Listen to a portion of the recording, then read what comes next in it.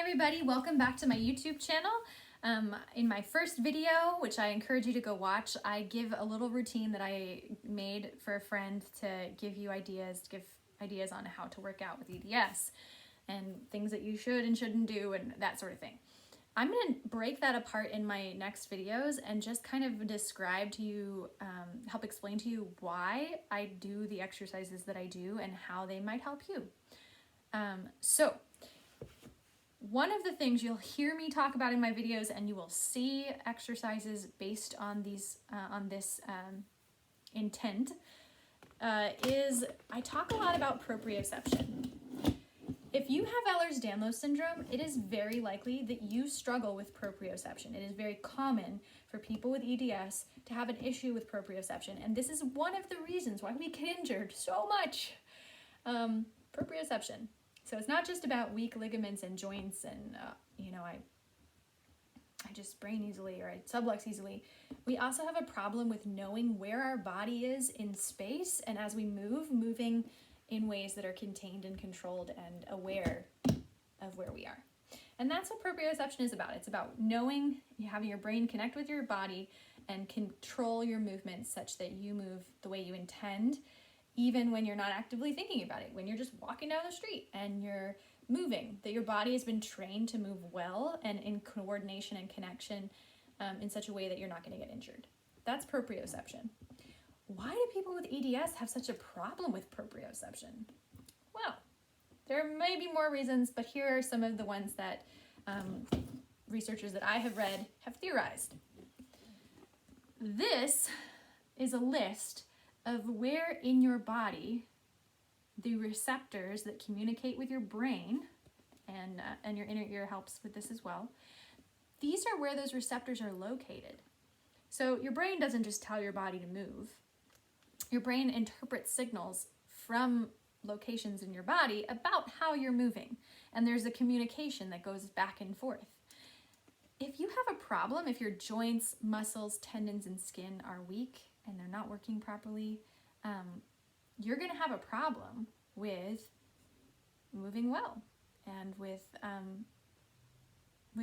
proprioception. You're going to get injured more. This is one of the things that I spend a lot of time working on in my workouts. So I just want to share with you 4 ways that you can improve your proprioception as you work out. So number 1, you'll see this in my video. You want to build the brain and body connectivity by crossing the midline of your body. So we know this, a stroke is a good example. If I have a stroke on the right side of my brain, the left side of my body is going to be affected. If I have a stroke on the left side, the right side of my body is going to be affected. So I know this. I know that the right and brain hemispheres control opposite sides of my body. And if I'm trying to build proprioception, I want them to communicate well. So one of the ways I do that is crossing the midline of my body.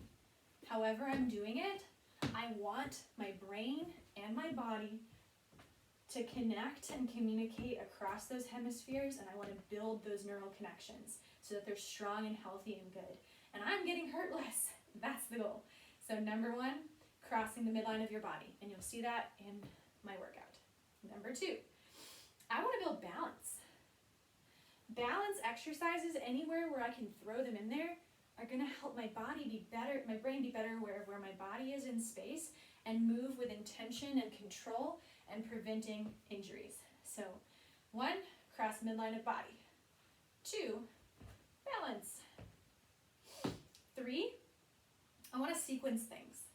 Dancers, people who have to do things in a routine tend to have really good proprioception because they make their brain work and remember movement patterns and do them well.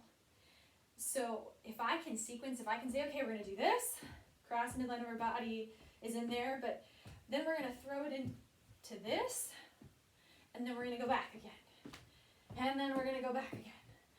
I'm sequencing. I'm making my body have to remember movement patterns, which is improving my proprioception and decreasing my risk of injury. So number 1, cross midline of body. Number 2, balance. Number 3, sequence. As much as possible when you exercise, sequence.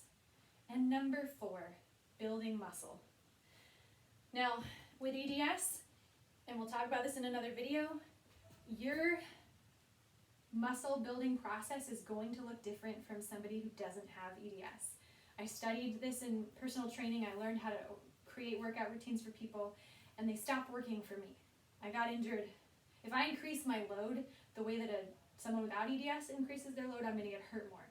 So you have to be more careful, and we'll talk about this in another video, but you want to build muscle. And so my encouragement to you is to focus on doing that in a way that is controlled and conscious. So in my video, I say you don't even need weight. Focus on just tightening the muscle as you come in. Just tightening the muscle as you go out. If you just focus on tightening, you are going to build muscle. And you are also going to make your brain and body communicate better because you're moving with intention and focus. So 4 things that you can do to improve proprioception, this area that people with EDS tend to struggle with. Number 1, cross midline of their body. Number 2, you want to make sure you're balancing, doing balance exercises. Number 3, get some sequencing going in your exercise routines. And number 4, last but not least, you want to make sure you're actually building muscle, maintaining muscle, working on your strength. And those are 4 ways that are going to help you build your proprioception and help your muscles, your tendons, your skin, your joints communicate better with your brain. And I'll see you next time.